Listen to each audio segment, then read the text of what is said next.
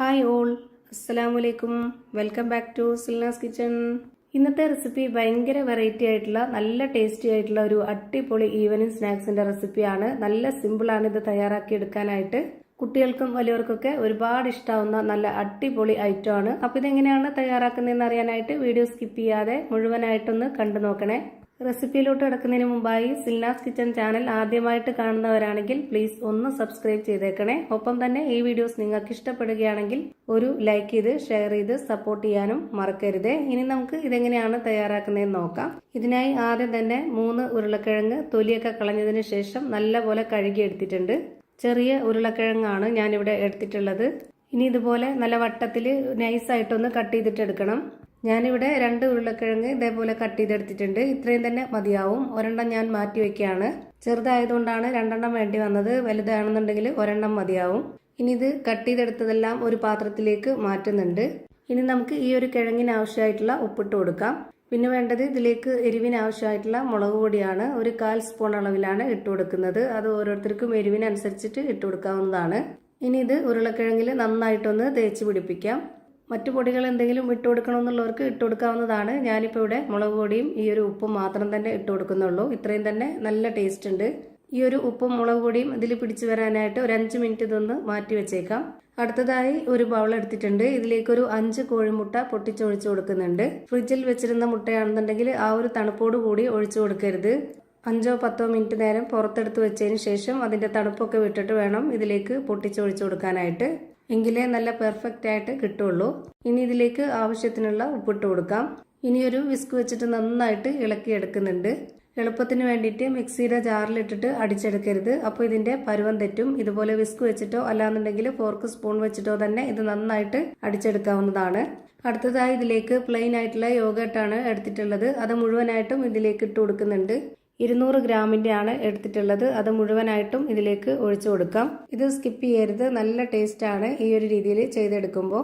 ഞാൻ എടുത്തിട്ടുള്ള ഈ ഒരു 5 കോഴിമുട്ടയ്ക്ക് അനുസരിച്ചാണ് എല്ലാ ഇൻഗ്രീഡിയൻസിന്റെ അളവും പറയുന്നത്. നിങ്ങൾ എത്രയാണോ പലഹാരം തയ്യാറാക്കുന്നത് അപ്പോൾ അതിനനുസരിച്ച് ബാക്കിയുള്ള ഇൻഗ്രീഡിയൻസിന്റെ അളവും വ്യത്യാസം വരും. ഇത് മുഴുവനായിട്ടും ഇട്ട് കൊടുത്ത ശേഷം ഇനി ഇത് നല്ലപോലെ വിസ്ക് വെച്ചിട്ട് അടിച്ചെടുക്കാവുന്നതാണ്. ഇതുപോലെ ഓരോന്നോരോന്നായിട്ട് ഘട്ടം ഘട്ടമായി ഇട്ട് കൊടുത്തതിന് ശേഷം വേണം ഇതുപോലെ ഇളക്കി കൊടുക്കാനായിട്ട്. ഇനി ഇതിലേക്ക് 2 ടേബിൾ സ്പൂൺ അളവിൽ അരിപ്പൊടി ഇട്ട് കൊടുക്കാം. വറുത്ത അരിപ്പൊടി തന്നെ ഇട്ട് കൊടുക്കാൻ വേണ്ടി നോക്കുക. നേരത്തെ ഇട്ട് കൊടുത്ത ഉപ്പ് പോരാതെ വന്നിട്ടുണ്ട്. അപ്പോൾ കുറച്ചുകൂടി ഉപ്പിട്ട് കൊടുത്തിട്ട് ഇളക്കി കൊടുക്കുകയാണ്. ഒട്ടും കട്ട കെട്ടാത്ത രീതിയിൽ നന്നായിട്ട് ഇളക്കി കൊടുക്കാം. ഇനി അടുത്തതായിട്ട് ഇതിലേക്ക് വേണ്ടത് സബോള, തക്കാളി, പച്ചമുളക്, ഉണക്കമുളക്, കറിവേപ്പില ഇത്രയുമാണ്. ഇതെല്ലാം തന്നെ വളരെ ചെറുതാക്കി കട്ട് ചെയ്തിട്ട് ഇതിലേക്ക് ഇട്ട് കൊടുത്തിട്ടുണ്ട്. എന്നാൽ മാത്രമേ നമ്മൾ ഉദ്ദേശിച്ച ആ ഒരു പരുവത്തിലും ടേസ്റ്റിലും ഒക്കെ ഇത് കിട്ടുള്ളൂ. ഒരു പകുതി സബോളയും അതുപോലെ പകുതി തക്കാളിയും 2 പച്ചമുളകും ഒരു 3 വറ്റൽമുളകും കുറച്ച് കറിവേപ്പിലയും ഇത്രയുമാണ് ഞാനിപ്പോൾ ഇട്ട് കൊടുത്തിട്ടുള്ളത്. എന്നിട്ട് ഇതുപോലെ നന്നായിട്ട് ഒന്നുകൂടി വിസ്ക് വെച്ച് ഇളക്കി കൊടുക്കുന്നുണ്ട്. ഇനി ഒരു പാൻ സ്റ്റൗവിലേക്ക് വെച്ച ശേഷം ഫ്ലെയിം ഓൺ ആക്കി കൊടുത്ത് അതിലേക്ക് കുറച്ച് ഓയിൽ ഒഴിച്ചു കൊടുക്കാം. ഓയിൽ ഒഴിച്ചു കൊടുത്തപ്പോൾ കുറച്ച് കൂടി പോയിട്ടുണ്ട്. അത്രയും തന്നെ വേണ്ട. ഈ ഒരു പാനിൽ മൊത്തത്തിലൊന്ന് ചുറ്റിച്ചെടുത്ത ശേഷം ബാക്കിയുള്ള ഓയിൽ കുറച്ച് മാറ്റുന്നുണ്ട്. ഇതുപോലെ വളരെ കുറച്ച് ഓയിൽ മതിയാവും. ഇനി നമ്മൾ മസാല തേച്ച് വെച്ചിരുന്ന ആ ഒരു ഉരുളക്കിഴങ്ങ് എല്ലാം ഇതുപോലെ അടുക്കി അടുക്കി വെച്ച് കൊടുക്കുന്നുണ്ട്. ഞാനിവിടെ ലോ ഫ്ലെയിമിലാണ് ഈ ഒരു പാൻ വെച്ച് കൊടുത്തിട്ടുള്ളത്. ആ ഒരു ഫ്ലെയിമിൽ തന്നെ വെച്ചിരിക്കുക. ഈ ഒരു പലഹാരത്തിന് ഒരുപാട് ഫ്ലെയിമിന്റെ ആവശ്യമില്ല. വളരെ കുറഞ്ഞ ഫ്ലെയിം മതി. എത്ര സമയമാണോ വേവാനായിട്ട് എടുക്കുന്നത് അത്രയും സമയം വരെ ലോ ഫ്ലെയിമിൽ തന്നെ വെച്ചിരിക്കുക. ഞാനിവിടെ ഈ ഒരു കിഴങ്ങ് തിരിച്ചും മറിച്ചും ഇട്ട് കൊടുത്തിട്ട് ഫ്രൈ ചെയ്തെടുത്തിട്ടുണ്ട്. ഒരുപാട് നന്നായിട്ട് ഫ്രൈ ചെയ്തെടുക്കേണ്ട ആവശ്യമില്ല. ഇനി ബാക്കി നമുക്ക് ഈ ഒരു കൂട്ട് ഒഴിച്ചു കൊടുക്കുമ്പോൾ അതിന്റെ കൂടെ കിടന്ന് വേവാനുള്ളതാണ്. റെഡിയാക്കി വെച്ച ആ ഒരു മിക്സ് മുഴുവനായിട്ടും ഇതിലേക്ക് ഒഴിച്ചു കൊടുക്കുന്നുണ്ട്. ഒരു 6-7 മിനിറ്റ് നേരം ലോ ഫ്ലെയിമിലിട്ട് ഇതൊന്ന് അടച്ചു വെച്ച് വേവിച്ചെടുത്താൽ മതി. അപ്പോഴേക്ക് ഒരു സൈഡ് നല്ലപോലെ വെന്ത് കിട്ടും. ഇപ്പോൾ ഇതിന്റെ ഒരു സൈഡ് വെന്ത് കിട്ടിയിട്ടുണ്ട്. ഇനി ഒന്ന് തിരിച്ചിട്ട് കൊടുക്കാം. ഈ ഒരു പാനിൽ തന്നെയാണ് ഞാനിപ്പോൾ തിരിച്ചിട്ട് കൊടുക്കുന്നത്. ഇതുപോലെ ഒന്ന് തിരിച്ചിട്ട് കൊടുത്തതിന് ശേഷം ഈ ഒരു ഭാഗം 1-2 മിനിറ്റും കൂടെ വേവാനുണ്ട്. അപ്പോൾ അതിന് മുകളിലേക്കായിട്ട് കുറച്ച് മൊസറല്ല ചീസ് ഇട്ട് കൊടുക്കുന്നുണ്ട്. ചീസ് ഇഷ്ടമുള്ളവർ ഇട്ട് കൊടുക്കുക, അല്ലാത്തവർക്ക് സ്കിപ്പ് ചെയ്യാവുന്നതാണ്.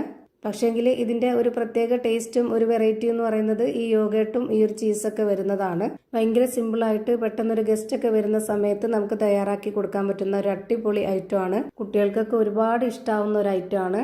ഇനി ഇതിന്റെ മുകളിലേക്കായിട്ട് കുറച്ച് പച്ചമുളകും ഉണക്കമുളകും കറിവേപ്പിലയും കട്ട് ചെയ്തത് ഇട്ട് കൊടുക്കുന്നുണ്ട്. ചെറുതായിട്ട് പൊടി പൊടിയായിട്ട് അരിഞ്ഞാണ് ഇതിലേക്ക് ഇട്ട് കൊടുക്കുന്നത്. കാണാനൊരു ഭംഗിക്ക് വേണ്ടിയിട്ടാണ്. ഒരു 2-3 മിനിറ്റ് നേരം ലോ ഫ്ലെയിമിൽ വെച്ചിരുന്നാൽ മതി. അപ്പോൾ ഇതിൻ്റെ 2 സൈഡും ഒരുപോലെ ഇപ്പോൾ വെന്ത് കിട്ടിയിട്ടുണ്ട്.